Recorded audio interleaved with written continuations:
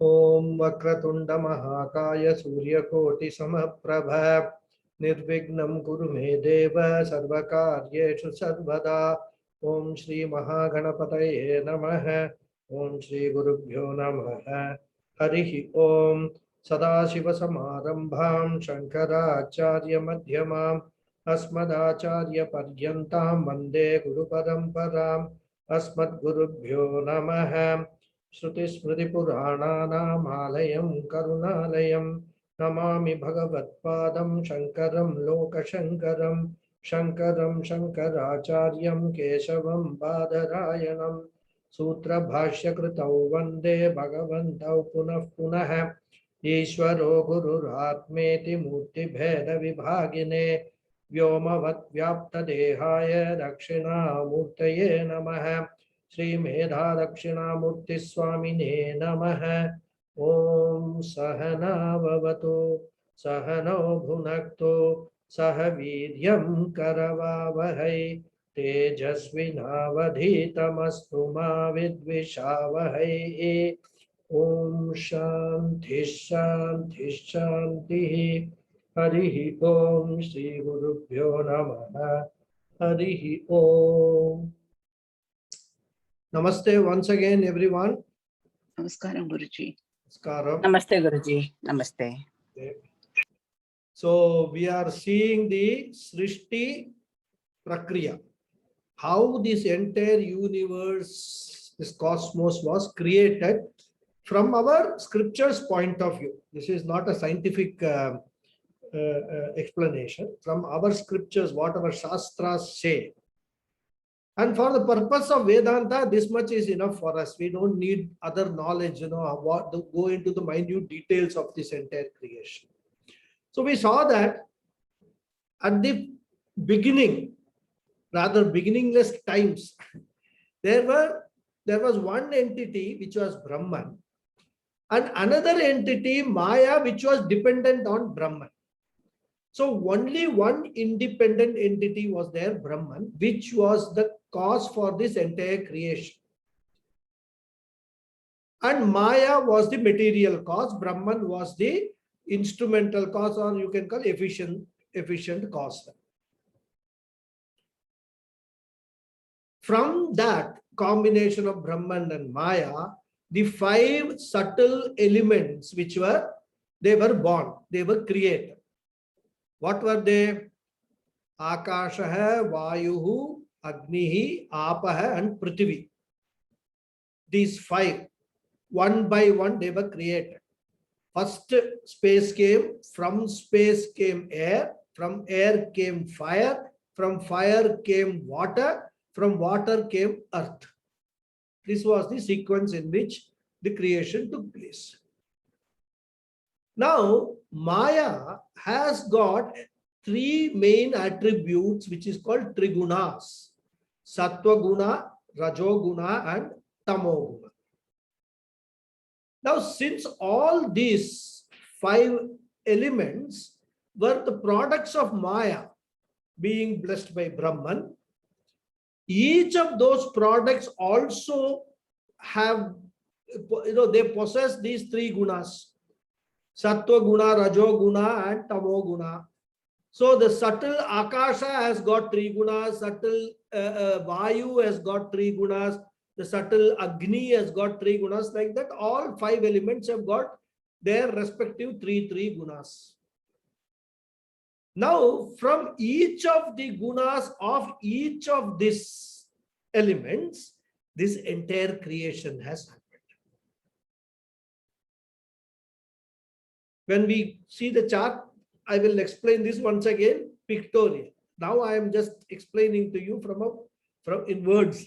Okay, but you can picture that in your mind. There is this Brahman, Maya, and then all the 5 elements. Each one has got 3 gunas, and from each guna, what is born is what we were discussing in the last class when we ended.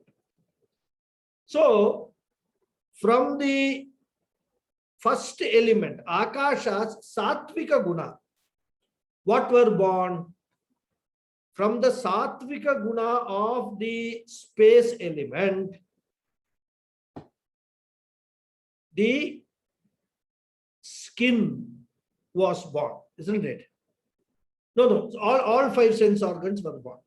First, Shrotrendriya Sambhutam, which is our hearing faculty, was born. Then from the Sattva guna of air, Vayu, our Twagindriyam, that is the touch faculty, what we call, the faculty of touch, was born. From the Sattvika aspect of fire, the sight was born, faculty of sight was born, Chakshurindriyam. Then from the Sattvika aspect of the Apaha, the water element, taste faculty was born. And from the Sattvika aspect of the Prithvi, the earth element, smell faculty was born. This is what we saw, right? So from the Sattvika aspect of each of these five elements, our five sense organs were born. This much we saw in the last class. Now, the author goes to the next aspect of the Sattva guna. See, individually from each element, the Sattvika aspect of each element, one sense organ was born. Correct? Now, all these sense organs are coordinated and controlled by what? By our mind. So question is, how is the mind born? How is mind created? That is what he is now explaining. We will read the text. Etesham panchatattvanam. Etesham means from these. Panchatattvanam, from these five elements. Samashti sattvikamshat. The sattvic aspects of all the elements taken together. The total sattvika aspect of these five elements, mano, buddhi, ahankara, chitta, antakaranani, sambhutani. What we call antakaranam, the inner instruments consisting of four, which is mind, intellect, then chittam means our memory capacity, and ego.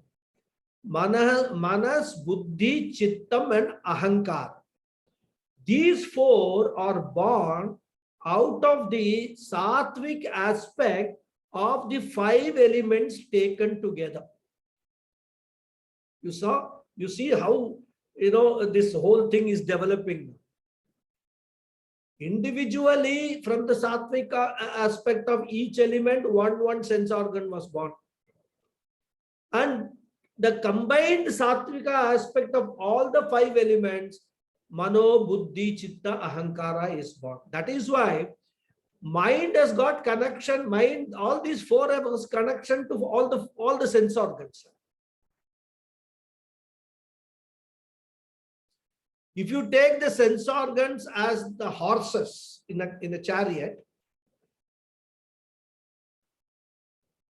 all that the reins of the horses are in the hands of that mano, buddhi, chitta, ahankara. That is, they are controlling all the sense organs, right? And then he goes on explaining the nature of each of these four antakarana, that is the inner instruments. He says, Sankalpa vikalpatmakam manaha. What is the nature of the mind? Sankalpa vikalpatmakam. Sankalpa means do. Vikalpa means not do. Doubting mind. We have seen that earlier also, the nature of the mind. to do or not to do. Always the mind is a place where no decision is taken. Sometimes mind says, okay, let us do this. Sometimes the mind says, no, let us avoid doing this. This is the nature of the mind. Okay. And this mind is coordinating with all the sense organs. And there is also a role of the intellect involved in that. So this mind, the nature of this mind is that, the typical to do, not to do kind of a thing. Mind can never decide. Okay. And this mind has to coordinate with all the five sense organs, as I said, because without the mind, the sense organs cannot function. Whatever objects the sense organs are perceiving, sense objects which they are perceiving and gathering that knowledge, that, information, it has the first place where those information has to be processed is the mind.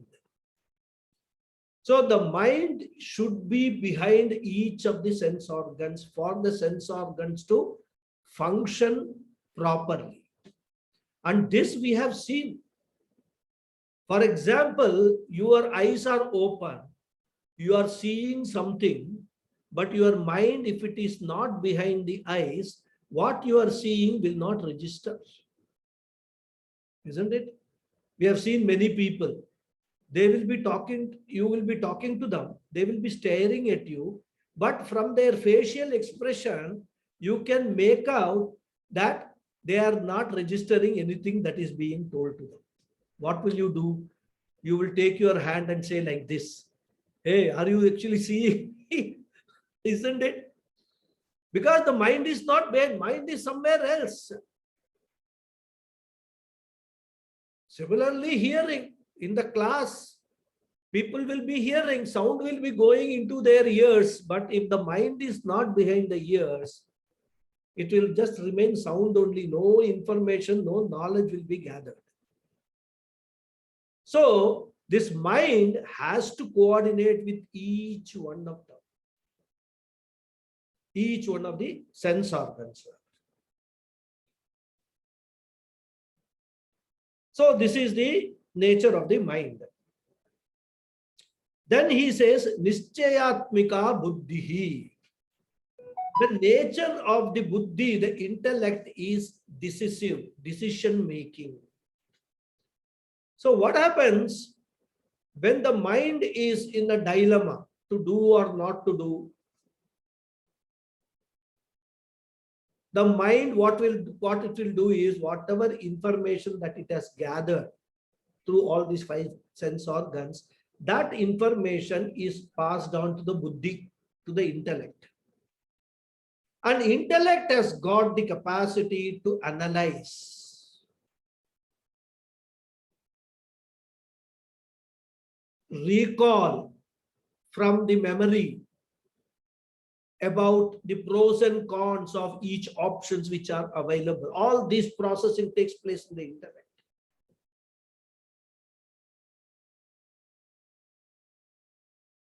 Then the intellect will decide, do this, don't do this. It will tell the mind, pass on the decision to the mind, and mind will then direct the organs of action, karmendriyas, to carry out the decision of the intellect. So to give you an example, suppose there is a TV serial we are watching. And there are some, things going on which we are feeling disturbed. Our mind is disturbed because of some scenes or some action. For example, there is a lady who is actually troubling her daughter-in-law, or a daughter-in-law troubling her mother-in-law in a very, unfair way. So mind, feels, this is about, these people are behaving, these characters are behaving like that. Should I switch off the TV? Another part of the mind says, no, no, no, no, don't switch it off. Just wait what happens, Let us see what happens. So the mind is now not able to decide whether to switch off the TV or continue watching. So sankalpa vikalpatmakam is happening in the mind. So since mind is not able to decide, it passes on this information to the buddhi, the intellect. Now what intellect will do? Intellect will recall from the memory. Okay, you have been seeing this serial for the last 1 year, 2 years, right? And there are similar serials you have seen earlier. What used to happen in those serials? All this is recorded in the mind. Whenever such things happen, some more disturbing things will happen. Some plotting, villainy, and all will happen. So the intellect will say, this whole thing is not good for your mental health, your psychological health, and also it will lead to physical health issues. So switch off the TV. It will tell the mind, I have decided, switch off the TV. So mind will direct the hand to pick up the remote and switch it off. This is how the process takes place. We think that when we don't like something, we just pick up the remote and switch it off. No, this whole process is taking place in a split second like a computer. Better than a computer. That is the beauty of this structure Bhagavan has made. So this whole thing takes place and then you say, oh, this is boring. Let's switch it. So this is the connection. How all these sense organs, organs of action, the mind, intellect, everything act together, playing their respective roles in everything that we do or we don't do in our life. Nothing happens without proper analysis and all that. So this is the role of the intellect, buddhi. Nischayatmika buddhi, he says, right? And all these, remember, are coming from the sattva guna aspect of the 5 elements put together. Guruji, Yes. can I ask a question? So please, questions in the end. Okay. Please make a note of the questions. We will discuss after the classes. Done. Thank you. So these 4 functions, as I said, as God. And we have seen this example. I mean, when we say manas, buddhi and all that, we should not assume that they are separate parts of the body. There is only one part which has got these 4 aspects. So we must not think that, that many people misunderstand, the manas is in the heart and buddhi is in the brain. This is all, this kind of orientation and things like that and all happens. Nothing like that. Brain is actually, according to our shastras, the buddhi, manas, everything is in the heart only. And that is where Paramatma also resides. And because Paramatma resides there, he is able to directly bless this mano, buddhi, chitta, ahankara. And that is why we become active, sentient. Because what does it mean by sentiency? Sentiency is only all over these 19 items. Pancha prana, pancha karmendriya, pancha jnanendriya, mano, buddhi, chitta, ahankara. These 19 aspects of our this thing working is sentiency. And for their working, what is required? Blessing of Paramatma, blessing of that Brahman. So everything according to our Shastra is there in the heart. And heart does not mean the biological heart.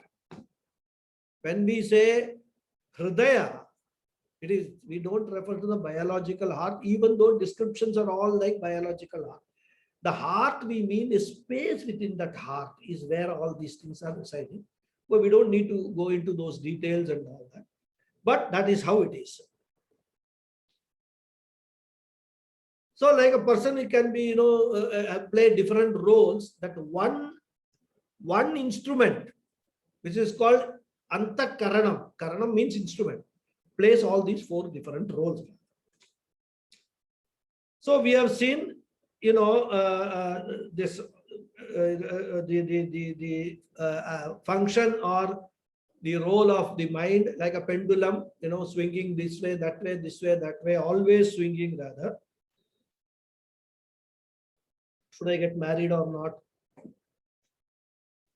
New married couple, they ask, should we get children now or later? All these things, modern days, things happening. Okay. Vaccination, what we call vaccination, right? Doubting faculty. Then Nischayatmika, decision-making faculty. Then he says, aham karta ahankara hai. Third one. Aham karta means the sense of individuality, the doership. The notion that I am the doer. It is because of me that everything is happening. Me means here we are referring to the body, mind, sense complex. But that is what the ego is. Because whenever we use the word I in Vedanta, we have to be very careful. What does that I denote? Because the true self, the absolute self also in English will say I, Atma we will say. And Atma also can refer to this body, mind, sense complex. So we have to be careful. Here what we are referring to, Ahankara, I am the doer, means we are referring to the body, mind, sense complex. And because that they are the ones which are interacting with the world, doing everything, taking decisions, everything is happening. We identify ourselves with that body, mind, sense complex, and we think that the definition of I is that body, mind, sense complex. That is the confusion which happens, and because of which all the sufferings we invite, all the sufferings that we undergo, we invite because of this mix-up. And what we do, we always, whenever we speak, when I say I am the doer, so I have studied this. I know all these things. We never say my buddhi knows all these things or my chittam has got this memory. We never say I. So when we are referring to the mind, we say I. We don't say my mind, we say I. I am disturbed. I am happy. All this disturbed, happy are all what? They are all emotions which are aspects of the mind. And as we have seen earlier, when we are seeing the anatma definition, all these are all anatmas rather. Not me, not the real self, but we identify ourselves with that. So like that, that's the crux. Vedanta says is all your problems in life. If you are able to overcome this, if you are able to recognize, cognitively understand your real self, and move your attention away from all these things, this aham karta, ahankara, this ego problem will automatically be resolved. But you have to do that consciously, you have to do that deliberately. It will not go away on its own. That's why, viveka, vairagya, all those, things were prescribed rather.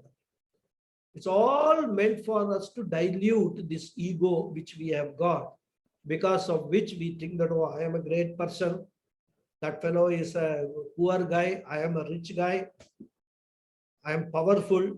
All these kind of, ego problems and all come up, rather, the I notion. So this is the third aspect. The fourth aspect is, he says, chintana kartri chittam. Chittam is the faculty of remembering, as I told you, the memory power.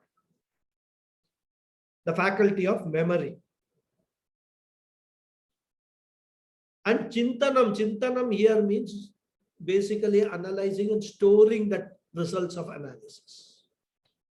There is another word called anusandhanam. That is also means chintanam, right? Recollection, right? So this memory faculty is got chitta. Now many of us have got, as we grow older, we have got this problem with this memory problem, isn't it? Memory keeps on fading. Why that is happening? Because the storing hardware for this chittam function is our neuron cells in our brain. And with age, these neuron cells become less and less active because of what? Because we don't give work to the neuron cells. It is just like the muscles. If you don't do exercises, all your muscles will wither away and they will lose all their power. Similarly, our brain, which has got the neuron in which all these memories are recorded, the hard drive, they become slow. One by one sector will become corrupt and they will start losing their power of recollection. You can't recall, you forgot. Many times we think of something, go to another room, when by the time we reach there, we forget what we have come there for. It's happening, for old people. It takes a couple of minutes to recollect, oh my God, okay, I came for this purpose. There are many jokes we see in WhatsApp and all about this recollection. So one needs to actually, as much as one is paying attention to things like proper diet, yoga and all that, as we grow older, one needs to pay equal attention to keep our brain active, every part of the brain active. And that is why, meditation and, this doing this, all the puja.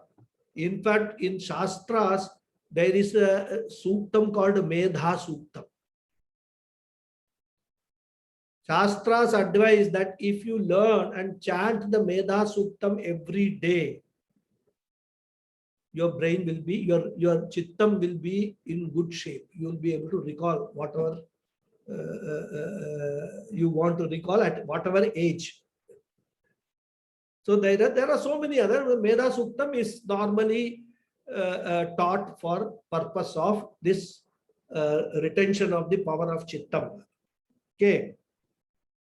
So these are the 4 aspects, and each one of these 4 aspects have got their own deities also. Because at the end of the day, in our scriptures, everything is presided over by one devata. Very, very important we have to understand, because it's all part of the totality which is Ishvara. So any power that we refer to, we actually give a form to that power in the form of a devata. And those devatas are not somebody unknown and all. These devatas are all in this universe only.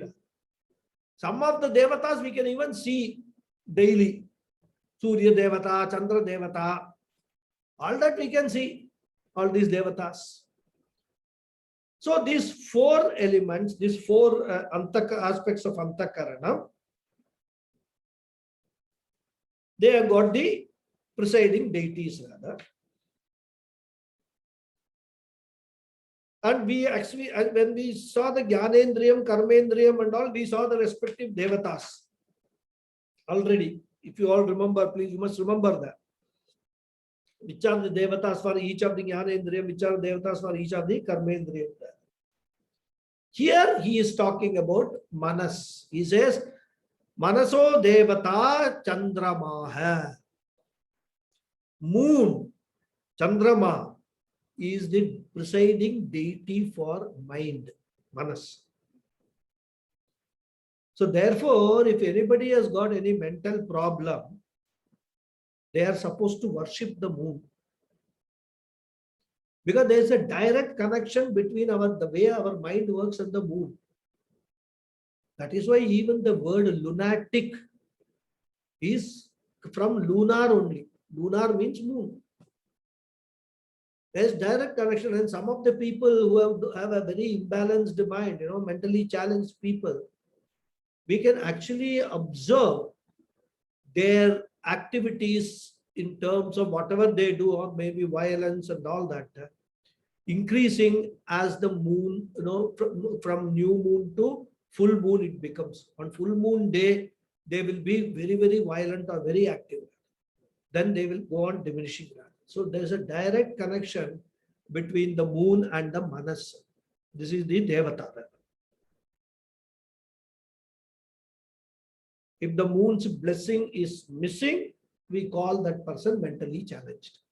So we need the blessing of the moon always to have a very, very healthy mind. A mind which is able to function and be behind all our sense organs, for the sense organs to carry out their information or knowledge gathering activity. And the mind has got to be behind the karmendriyas also, organs of action, so that the mind can direct them to do all their actions, whatever is to be done according to the decision taken by the buddhi, the intellect. Then buddhehe, he says the devata is Brahma, Brahmaji. We have to be careful, not Brahman, but Brahmaji, the four-headed devata. Why? Symbolic. The four heads of Brahma stand for the four Vedas. That's what they say. And Brahmaji is married to Saraswati Devi, the goddess of knowledge. So all knowledge, the seat of all knowledge is Brahmaji and Saraswati, because all Vedas are all knowledge and Saraswati is all knowledge. So Brahmaji and Saraswati combination is all knowledge. The function of our buddhi, intellect, is all knowledge. Gathering knowledge, analyzing that whatever is gathered, the pros and cons, and then take a decision. Like it happens in all organizations. Any proposal comes, different departments will do all their job in terms of, if there's a big project, technical analysis, financial analysis, feasibility analysis, so many analysis is done. Then eventually put everything together and a decision will be taken by the board of directors or the chairman or the MD or whoever it is. That's exactly what the buddhi does. And for that, knowledge is required, and that knowledge, that's why the Brahmaji is the devata for buddhi. So the thinking faculty. Then he says, ahankarasya rudraha. Ahankara means the ego, the individuality, which we said, we saw just now. And the presiding deity is Rudraha or Shiva. One of the forms of Shiva is the Rudra form. You know why? Ahankara is the cause of destruction of everybody. If somebody is having a very bloated ego, they say, English, pride goes before fall. Ahankara, ego, is the biggest enemy for every individual, not only at the individual level, but also at the society level. This ego is the one which destroys, and Rudra is the one in our scriptures, the devata for destruction.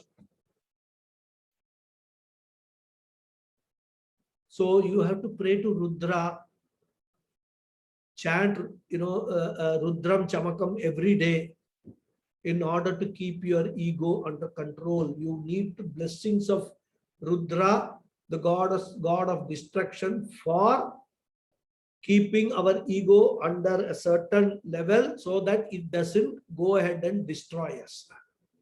We are saved from destruction, which means what? We actually learn to dilute this ego as much as possible. Don't have that I am the doer kind of a feeling. I, right? Because when we go to sleep, the ego also goes to sleep. When we wake up, the ego also rises. Like the sun rises, the ego rises. And then we get into all sorts of problem, relationship problem with friends, our own family, all because of ego. Isn't it? When I get up in the morning, I want a cup of coffee on my bed. If that doesn't come, I become angry and start shouting at people. What is that? Ego only. I. So it can lead to destruction of relationship, destruction of businesses, destruction of anything, projects, everything. This ego can destroy everything in our life. In fact, it can even lead to destruction of life itself. It is this ahankara actually which also prompts people to commit suicide, because they are not able to see anything beyond themselves. Oh, such a thing has happened to me. Totally, they are, absorbed in their own self. Everything, manasa, buddhi, everything stops functioning. When the ego becomes too strong, this is what happens. Mind, buddhi and all will withdraw. They will say, no, we don't want anything to do with this big ego. And for many people, it drives them to commit suicide, this ego. If you actually analyze and understand the causes for this suicides and all that. And that is why the presiding deity of Ahankara is Rudraha, Devata known for destructive powers. Then Chittasya Vasudevaha, memory, Vasudeva. And this Chittam, memory faculty, is represented, or Devata is Vasudeva. Lord Vishnu, who is known as the protector, Sthiti Karta, right? Rakshana Karta, you can say. So if we have to invoke Vishnu, his blessing, what we should do? Chant Vishnu Sahasranama every day. In fact, if you do all these things, my personal experience, I'm telling you, if you spend at least about 45 minutes to 1 hour every day for doing all these, chanting these slokas, mantras and all that, then if you actually do your yoga, or even if you don't want to do yoga, for those who are initiated into, brahmacharyam and into this thing, after the Upanayanam ceremony, do the Sandhya Vandanam 3 times a day. That is more than enough, these things, more than enough to keep your body, mind, health, ego, everything under check. Whatever you want to do, like walking and exercise and all, that is addition. But this is the minimum. Even if you do this, long life, healthy life can be ensured. Of course, karmas also will have their effect. But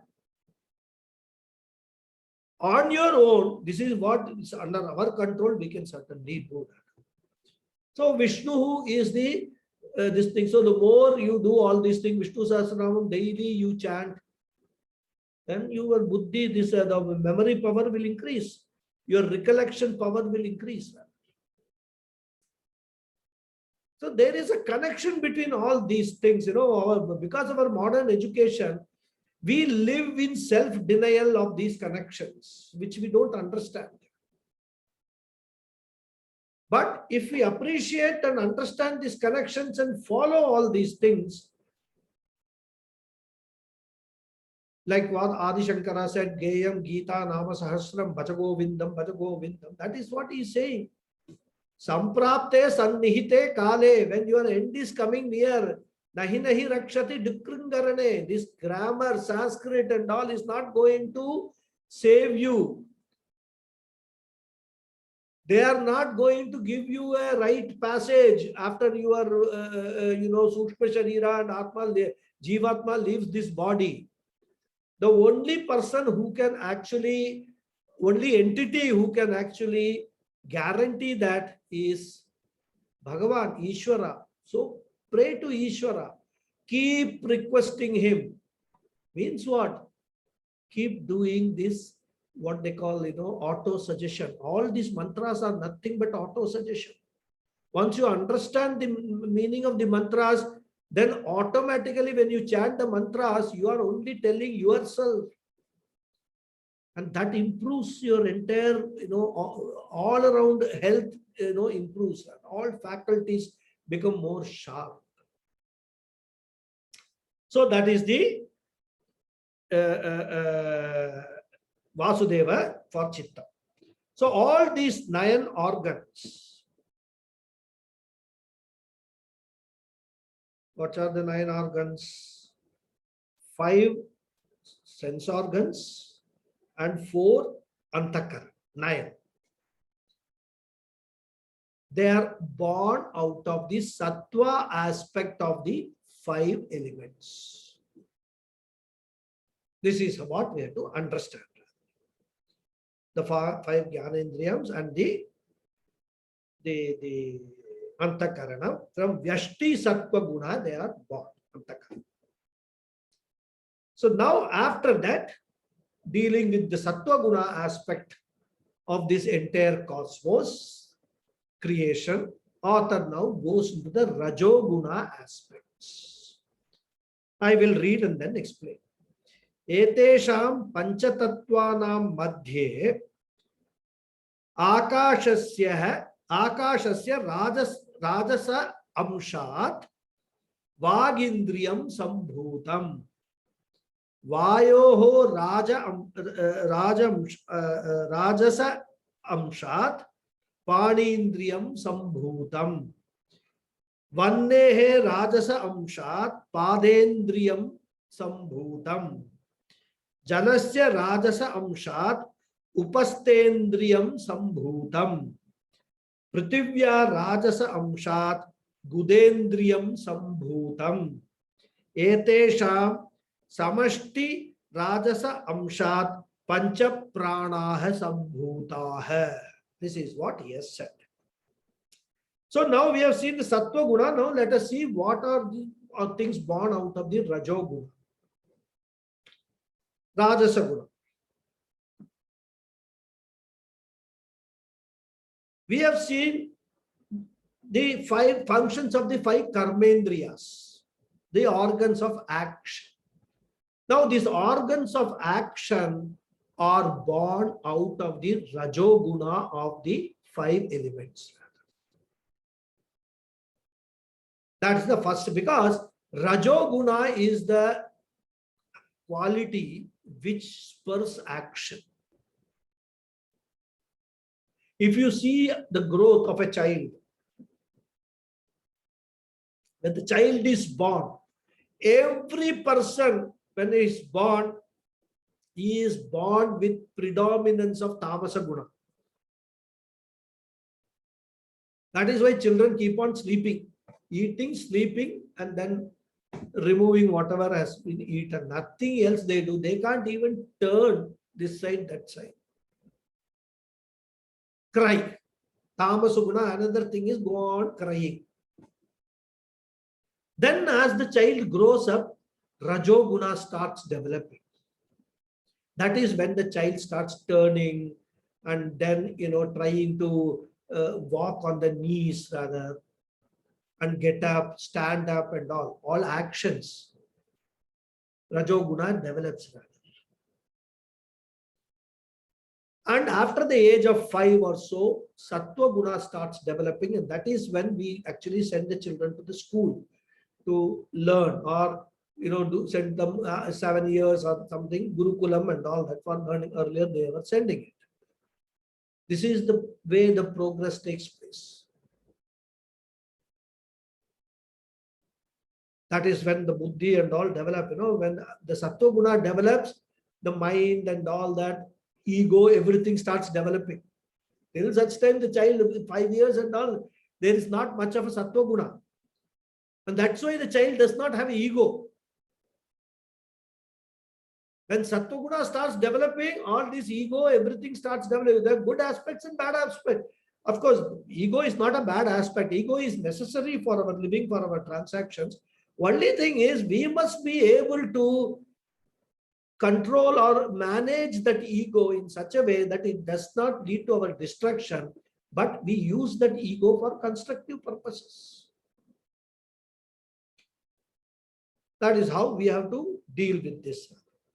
So these organs of action, the karmendriyas, are born out of the rajasa guna or rajo guna of these 5 elements. Now he has given the list of which element, rajo guna, is responsible for the birth of which karmendriya, right? So the rajasic aspect of akasha, space, what does that produce? The organ of speech or the faculty of speech, which is one of the organs of action, speech. From the rajasic aspect of vayu, air, the hands are born. Mind you, we are talking about all faculties, subtle elements. We are not referring to the hand here. Speech means not the tongue, the faculty of speech, the faculty of holding. Your hands are meant for holding things. Grahanam, it's what called holding. Okay. So from the rajasic aspects of fire, Agnihi, the faculty of locomotion, pada, that is legs, are born. Then from the rajasic aspect of the water, anus, which is the faculty of excretion, is born from water. Then, of course, there is one more explanation for this in some scriptures, some shastra, that the organ of reproduction, procreation, is born from the rajasic aspect of water. It doesn't matter so far as we are concerned, it's all the same. We just have to say that these organs of action, which organ we don't need to worry, or which faculty, but we can take both are born from the rajasic aspect of water, apa, jala. And another this thing there, from the rajasic aspect of earth, genitals are born. So somewhere they say that from the rajasic aspect of water, genitals are born. Somewhere they say rajasic aspect of earth, genitals are born. And in those texts they say from the rajasic aspect of earth, the faculty of excretion is born. And in the other case they say from the faculty of from the rajasic aspect of water, the faculty of excretion is born. Let us not worry about these minute details and all that, because some people interpret there somewhere something is written, somewhere else something is written. But in generally, what we expect here is, according to Tattva Bodha text, what is born? He says that Jalasya Rajasa Amshat Upastendriyam Sambhutam, and Prithivya Rajasa Amshat Gudendriyam Sambhutam. So this is what this says. So Upastam means the excretion, and Gudendriyam means procreation. Okay, so that is what he says. So these 5, the Rajoguna aspects of these 5 elements, from each one of them, these organs of action are born, karmendriyas are born. Then, like we saw in the Sattva Guna, Individually, certain things are born, and then samashti, combination of all that put together, something is born. Here, in the case of Rajoguna, the author further explains that the total samashti Rajoguna, the Pancha Pranas are born. Prana, Vyana, Udana, Samana, which is the one which I left out, Apana. These Pancha Pranas are born out of all the five combination of all the five elements from their Rajoguna aspects. That is why prana is very important for doing any action. When we do overaction, what happens? Prana becomes weak. We start puffing. Look for oxygen, more oxygen. So we have to keep the pranas also.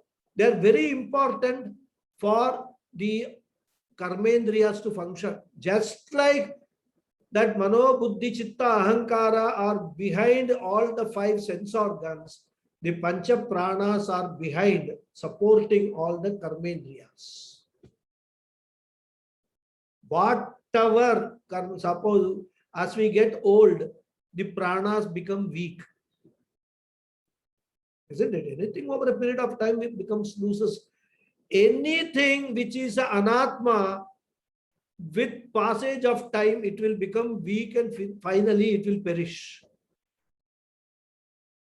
We saw the body, this Shadvikara of body.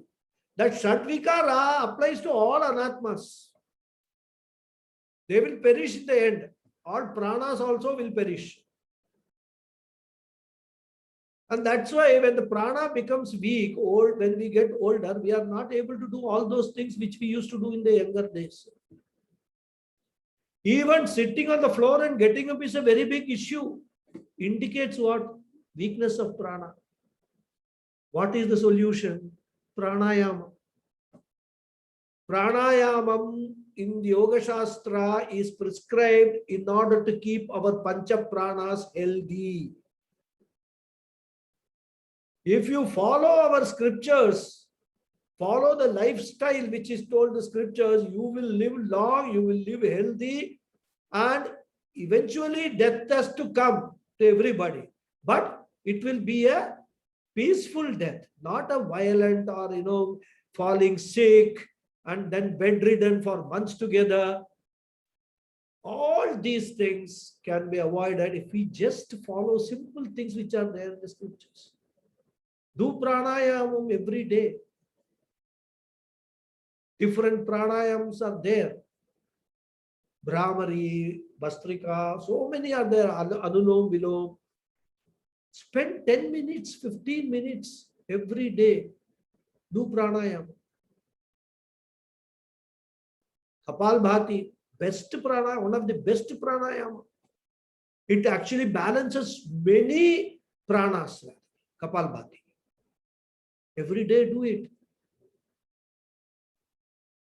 So, our message in our life should be, as I am going to take care of earning more and more money for myself, my future of my family, everything, acting as some selfless guy, I should also pay equal attention to my own body, mind, sense complex, keep them healthy.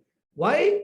That is the temple where I am residing. I as Paramatma is residing. I have to keep that as clean and spick and span and functional like the temple is kept. That is what we have to understand from all these things practically. These are all not meant for theoretical kind. Okay, I know Pancha Karmendriyas are born, then Pancha Pranas are born from the Rajasic aspect of the Pancha Bhutas. And okay, that information is fine, but what are you going to do practically with that information? Once you understand that, you will pay attention to the pranas, because the pranas are behind all the karmendriyas. And if you want to be active, do all that is required to, keep them active, keep the pancha karmendriyas active. So what is this Pancha Pranas? They represent only the energy in our body, different kinds of energy, the digestive energy, the the breathing energy. Even for breathing, we require energy, right? I mean, that itself, inhaling and exhaling, you have to keep on practicing that, inhaling, exhaling. And that's why I said pranayama, best thing, everybody should do that. Okay. And prana shakti is required for everything. For speech, we require prana shakti. Keep on talking. After 3 hours, you will become tired. Prana will become weak. You will not be able to talk. No sound will come out of your throat. But if you do pranayama and exercise, keep the pranas in proper good shape, you can talk for hours together. And even food we eat is contributory to this, making this prana system rather. Because one of the prana is the digestive system. Be very careful what food you eat. If you eat some wrong food, the digestive system, that prana will go for a toss. It will create all sorts of problem for you. You will be rushing to the toilet every now and then. So that is, I mean, in general says samashti rajoguna, all these pancha pranas are born out of the combination of the rajoguna of the panchabhutas. So these powers, all pranas are nothing but powers, right? So as we saw earlier, even though they are all, given different names, the pancha pranas, pana, vyana, apana, udana, samana, it all represents one power, the power, pranic power, as we call. They got pranic healing and all that kind of thing, pranic power. Or the main organ which is driving this is only one, but they are given 5 names. Just like Mano, Buddhi, Chitta, Ahankara is one aspect which is called by different names because of different functions. Here also, prana is only one, but given 5 different names because of the 5 functions. So prana is the respiratory function, apana is excretory function, vyana is the circulatory function, udana is the reversing function. Reversing function means when we sneeze, sweating, tears coming from our eyes, even dying, udana comes into place.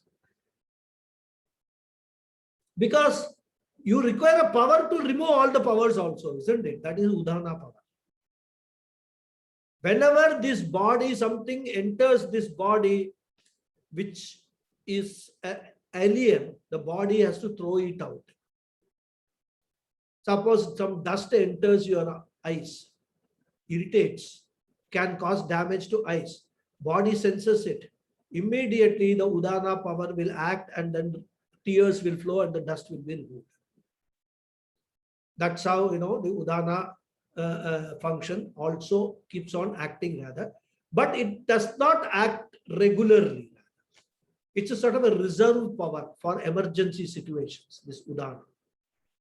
Then samana power is digestive function. So these are the 5 functions. We have already discussed pancha prana enough during analysis of sukshma shariram as a part of the discussion on anatmas. Okay. So that's what he says. Samashti rajasa amshat pancha prana, from the rajoguna of the macrocosm of all the 5 elements, all these karmendriyas are born, organs of actions are born. So we have now 5 organs of knowledge plus 4 organs of karma, this antakarana, and plus we have now got 5 organs of action and 5 pranas. So all this makes what? 19 items. What we are now looking at? We are looking at 24 items. Chaturvimshati Utpatti Prakaranam is the topic of this chapter.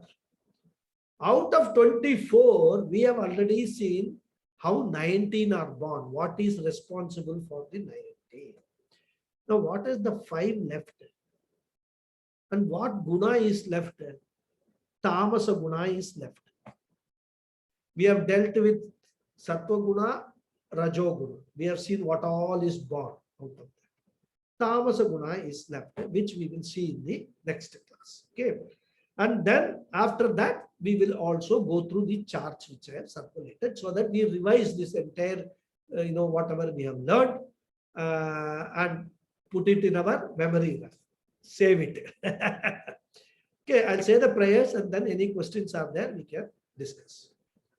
Om Purnamadav Purnamidam Purnat Purnamudachyate Purnasya Purnamadhaya Purnameva Vasishyate. Om Shanti Shanti Shanti Harihi Om Shri Gurubhyo Namaha Harihi Om. Thank you all very much. Yes, Raghuji, I have a question, Raghuji. Hariji first, because he Oh, already sorry. asked. Then you Okay. can ask. Yeah. Okay, sure. Why not? Yes, Hariji. You, Hariom. Guruji, how will you define mind?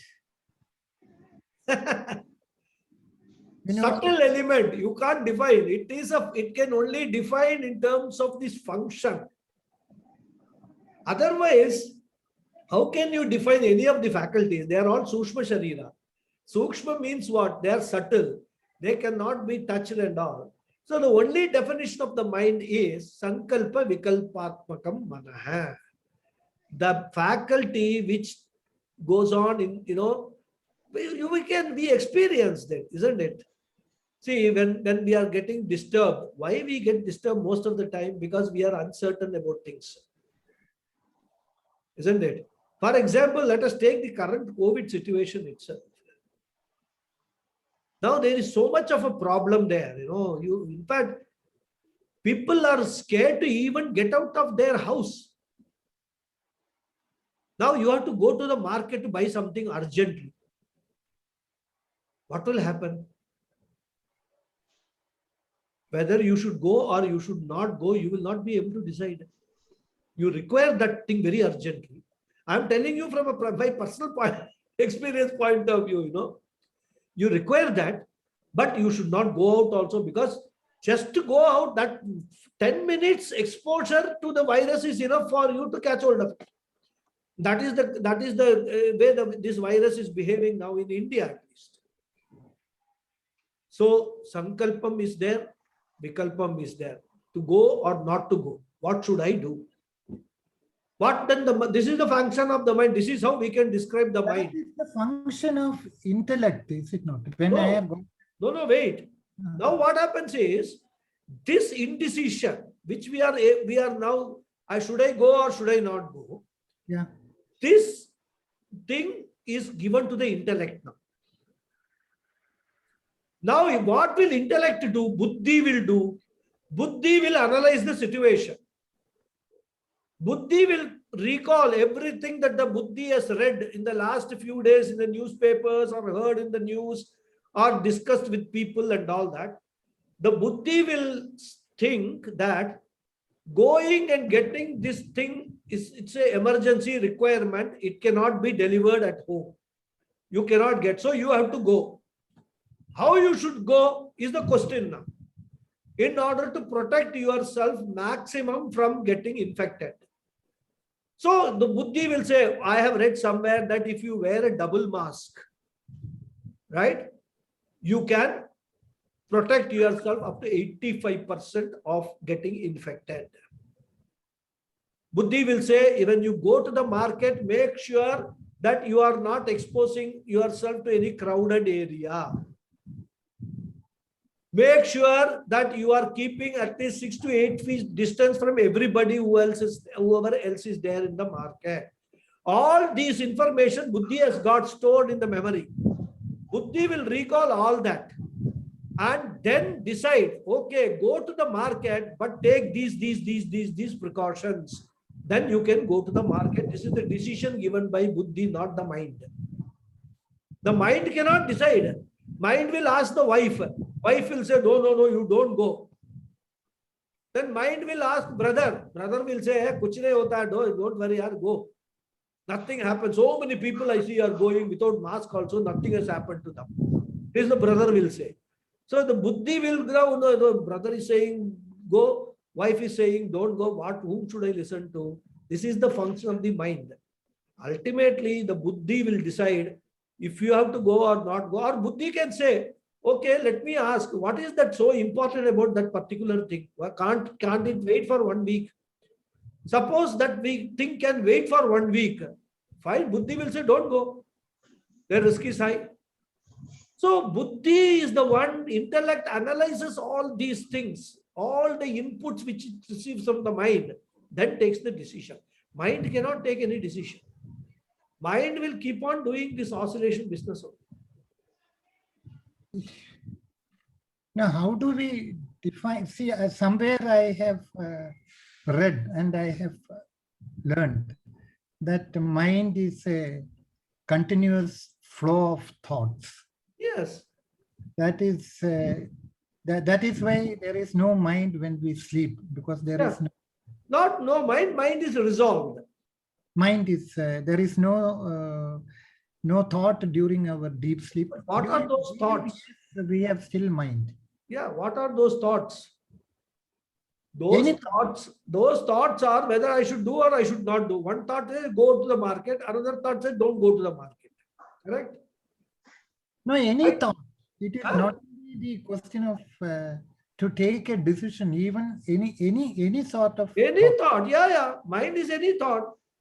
So from a point of view of the function of the main function of the mind is what we are discussing now. But mind is right. I mean, it is a seat where there is a vritti pravaha. What they say, continuous flow of thoughts in the mind is there. And those thoughts could be of any kind. As you rightly say, it need not necessarily be any thought relating to decision making. Yeah. But the point we have to appreciate is mind does not take any decision. It cannot take any decision. It can only entertain thoughts. That's all. Mind cannot say, do this, don't do this. It can observe all those things, from through the sense organs, whatever is there, it can get all the inputs and the thoughts will be there. And that is why in order to gain control or manage the mind, there is a meditation. What is meditation? Prevent all thoughts and focus on only one thought. Practice one thought. The state of thoughtlessness. Cannot be a state of thoughtlessness at all. Only death and sleep, there can be state of thoughtlessness. Even when you are in Jagrat Avastha or Swapna Avastha, there cannot be state of thoughtlessness. Because even in dream, your mind is working, and that is why all these projections are happening they are happening in the screen of the mind only. So thoughtlessness is not, some people say, the yoga especially. That's why people. Vedanta disagrees with Yoga Shastra, where they say that take the mind to a thoughtless situation. That means what? I mean, once the mind is thoughtless, how do you come back to the thoughtful situation? It's a question mark. Where something has to trigger, when the mind has become thoughtless, like in sleep. What triggers to become thoughtful? That doesn't answer. Yoga Shastra doesn't answer. So that's the difference between Yoga Shastra philosophy, yoga philosophy, and Vedanta philosophy. But anyhow, that's not the point of discussion. Yeah, sure. So the point is that the function of the mind, if you want to define the mind in terms of the mind, is the faculty which entertains continuous thoughts. Correct definition, no problem. What else the mind you can define? Mind is a place where no decision is taken. Mind is a place where all inputs come from all the pancha jnanendriyas, and then based upon that, the mind keeps on having different thoughts. Either they are decision-leading thoughts or non-decision leading thoughts. That's all. Okay. So that is what is the mind faculty is about, thinking faculty. That is the mental faculty is about. Okay. That's it. Yeah. Okay. Yes, Padmaji. Yes, the question I have is actually after Hariji talked, I have another question, but that's not my first question.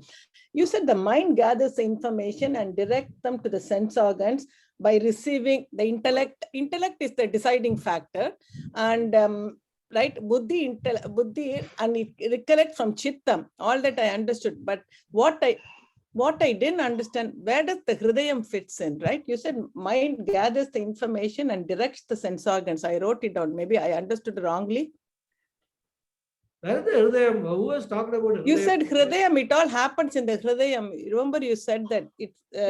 Yeah, that is all there. But we have not, in this chapter, we have not talked about hridayam at all. Okay, since you said I had a question, suddenly I thought, that is the reason. Okay. See, hridayam again, if you put all these four, antakaranam is hridayam. You can define hridayam as antakaranam. Okay, so because Don't confuse it with the physical heart. okay, It's a faculty, it's a subtle thing we are talking about, not it's a gross thing. yes. Yeah. So antakaranam is the faculty of self-reference, right? The I, ego, right? The ego, that is One of the antakaranam. aspects. Antakaranam means what? Antaha means inner, karanam means instrument. Okay. What is that instrument which drives all our actions, all our functions, everything is this antakaranam, which is consisting of four things: manaha, buddhi, chitta, ahankara. These four. Ahankara. Okay. So And it is not alone, ego alone, not I sense alone. I sense is one aspect of that. Understood? okay. Okay. And going back to Hariji's question, isn't in the Sushupti Avastha, there are thoughts, but they are resolved. Can we say it is thoughtlessness at all? I mean, Yeah, it is thoughtless, not thoughtlessness. it is thoughts also resolves, right? Thoughts Thoughts also resolved. Yeah, you can call it thoughtlessness state. Okay. But it is not actually thoughtlessness because thoughts are there. No, the mind is resolved. Basically, all sense organs are resolved. Mind is resolved. Chittam is resolved. So, buddhi is resolved. So they're all there in a dormant function. It's not, they are not dead. They are there. But no activity is taking place in them. It is just like when you go into a cinema theater, you see a white screen. Right? No film is going on, but the screen is there. Later on, when you wake up from the deep sleep state, picture will be shown. Different pictures will be shown. Everything will wake up and everything will become active. So when we use the word thoughtlessness, this word is used in different contexts. Rather, some people refer to thoughtlessness as training the mind to become thoughtless in the waking state. In the deep sleep state, it is a thoughtless state. Mind doesn't become thoughtless because there is nothing in the mind. It is like a screen. In the screen only we see the projection. Without the screen, we can't see the projection of the film. But the screen itself is a plain screen. The mind is a plain thing where all these thoughts and everything, vrittis take place. This sankalpa vikalpatmakam business takes place, all that in that screen. So if we just imagine in deep sleep state, there is no picture being shown, but the mind is existing. It has not gone away. And when we wake up, picture is shown. In the mind gets active and then all these things happen. Whatever functions, it starts doing. So Atma becomes Sakshi. Atma is always Sakshi. Not becomes. In the deep sleep state. Huh? In the deep sleep state, Atma becomes Sakshi. Whether it is deep sleep, whether it is waking state, whether it is the dream state, in all three states, Atma is the Sakshi. It doesn't become Sakshi. It is the Sakshi. So in deep sleep state, the only reason why we are able to recall that we had a deep sleep, because when we are having a deep sleep, that state of deep sleep is not recorded in the mind. because mind is inactive. There is no vritti happening in the mind that I am having a deep sleep. In fact, if there is such a vritti happening that I am in deep sleep, that means that person is not in deep sleep. Because the mind is able to entertain that thought. Correct. Isn't it? So, what happens is, when the mind is resolved, when you are in deep sleep, but when you wake up, you feel very fresh, very refreshed, and you tell people, you know, I slept like a log of wood. I had a very good sleep. How did you know that? Question comes, you know, logical question. When the mind is not working, none of the antakaranam is working, how did you know that you had a deep sleep? That is why we say that this whole thing is being witnessed by one entity, which is your real self, the Atma, Sakshi Chaitanyam.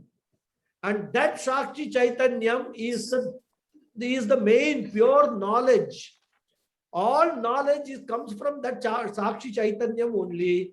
And when you wake up, that Sakshi Chaitanyam's presence in the waking state puts that thought in the mind that you had a good deep sleep, and then you tell people, I had a deep sleep. Because whenever we tell anything, it has to be preceded by a thought mind. Sorry? That is Ananda also. That is what? Ananda. Yeah, everything. Whatever we experience with our mind has to be, a thought has to precede that. Right?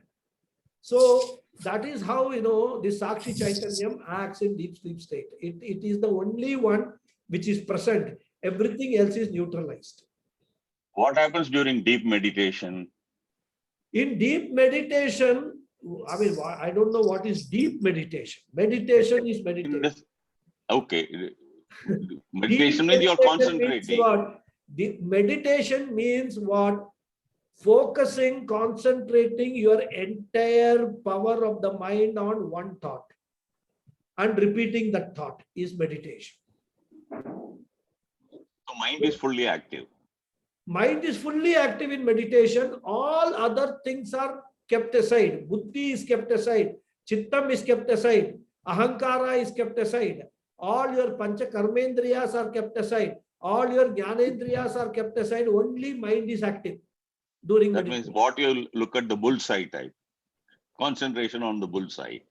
Yeah, just it. That's all. Like Arjuna saw that. Yes, fish's eye. So the mind is only mind is active. It is focused on just one thought.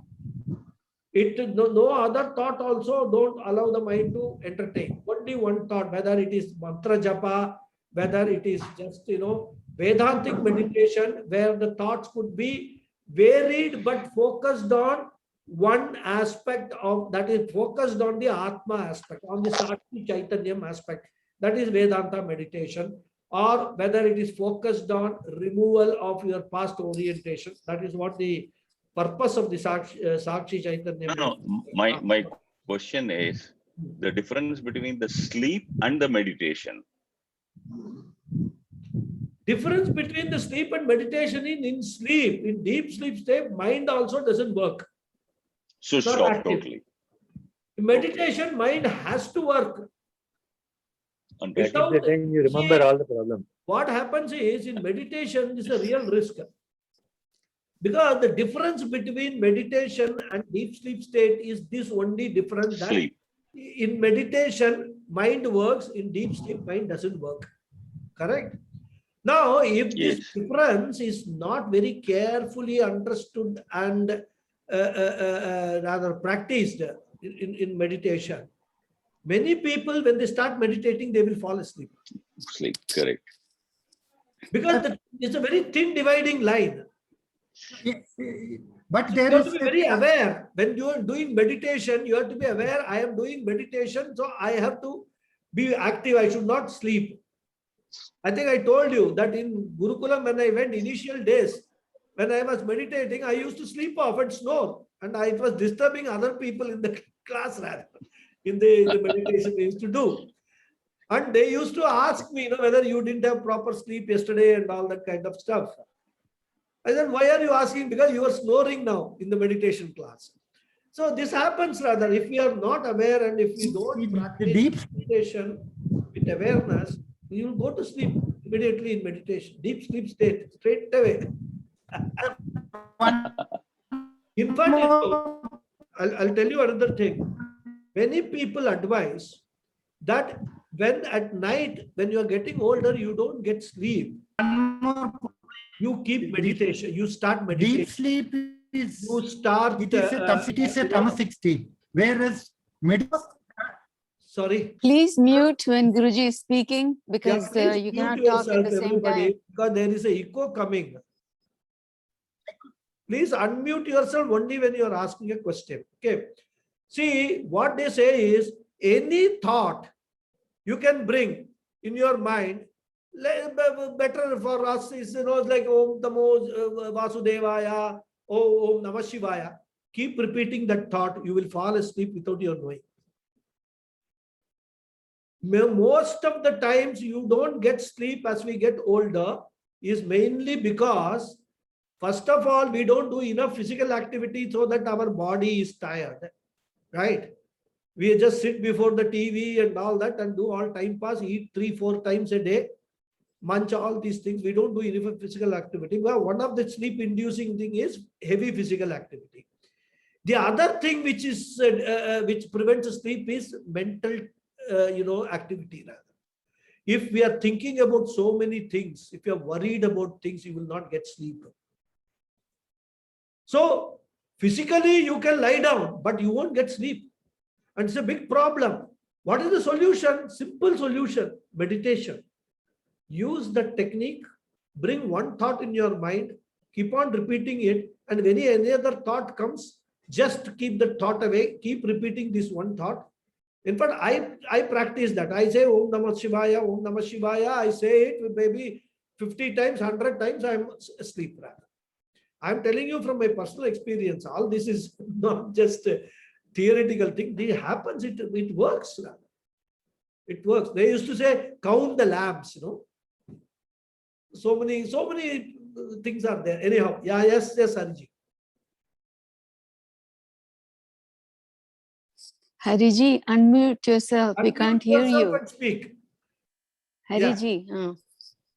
I am trying. Yeah. Can you hear me now? Yeah. Yeah. Guruji, I understand that deep sleep is it is a tamasic or what do you call the causal body? No, it is a tamasic state. There is no activity. Whereas in case of meditation, you have got, because that there is only one point of thought. That means there our energy is not frittered. We have got maximum energy while doing the meditation, and they say that we will be bristling with energy during meditation. You have got the maximum energy during. See, if you understand what we have discussed, the mind is in tamasic state in deep sleep. Yeah. Whereas the mind is in a sattvic state in meditation. This is a difference. But dynamic, sattvic and dynamic. So dynamic. See, dynamic means, what do you mean by dynamic is the question. Well, what is the dynamism? When you are repeating only one thought in the mind, what is the dynamism involved? There is no different thoughts. Yeah, but my energy is not frittered away with all different thoughts. The moment I have multiple thought means my energy is correct. Yeah, that's okay. That way, if you want to say dynamism, yes. But I would actually put it that you strengthen your mind. Yeah, okay. You increase the power of your mind by doing that. Concentration. Okay. Yeah, that's why. Fine. Guruji. One more. Guruji, you had mentioned about the hridayam not being a biological organ, but you mentioned the space in the heart, and that was hard for me to understand. What is the space in the heart? see, of course, I can go into a discussion on that, but I don't think that we are discussing that space in the heart that we will see. That's called Hridaya Kasha. When we see Upanishads and all that, we will talk about it. It's not the physical space. It's a space where the Paramatma or the Jivatma resides, is found for recognition. Okay, not the physical heart, but it is Hridayam. It's called, in Shastric terms, it is called Hridayam. Cave of heart. Huh? Cave of heart.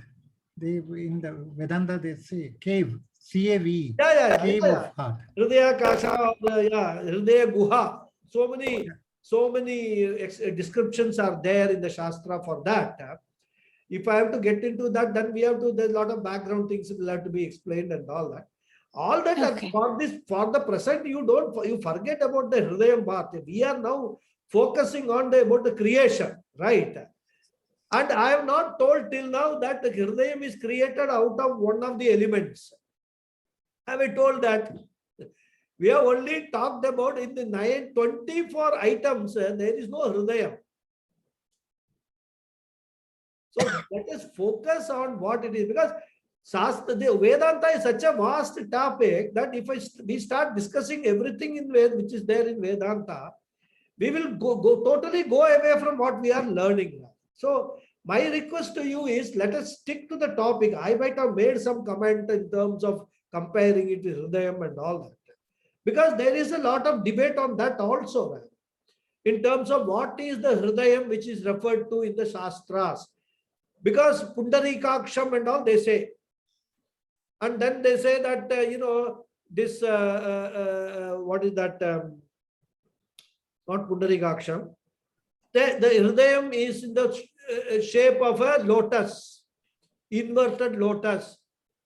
All the descriptions are there in the Shastra rather. Now, it is very easy to confuse it with the physical heart that we refer to, because the words are all terminology, heart, Hridayam and all that is same. So it's a very big topic, about what is this Hridayam, what is this Hridaya Kasha and all those kind of a thing. So my request to you is, we will not discuss about Hridayam and all now. Well, then I will not finish. It's already 8:30. Then we will whole night Vedanta will, like Akanta Nama Bhajan, it will go on. So let us focus. You see, what we are saying is that these four functions, four aspects, Antakarana, yeah, that is from this Sattvic aspect of the five elements put together, we get this Antakarana. That much we understand for the present. Thank you, Guruji. Thank you very much. I am really scared to get into a discussion on areas which is not there. It could just go on and on and on. So one thing will lead to another. There's so much of discussion about this Hridayam in Shastra, you won't believe this.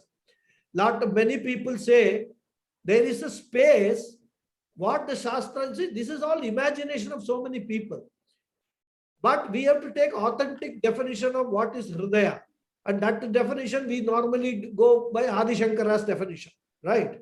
But there are people who say that there is a connection between the heart and the brain. Okay, there is some nerve connection.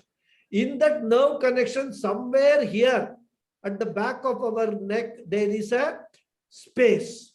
And in that space is what this Akasha is there, Hridayam is there. There are all these funny things people say, So it's a big topic. When we learn, maybe in the context of Bhagavad Gita or in the context of learning Upanishads, at some stage we will discuss more about Hridaya. Okay. Thank you, Guruji. Okay. Thank you. Thank you. Thank you, Thank you, Guruji. Guruji. Thank you very much. Thanks a lot. See you next Saturday. Discussion. Thank you. Thank you, Guruji.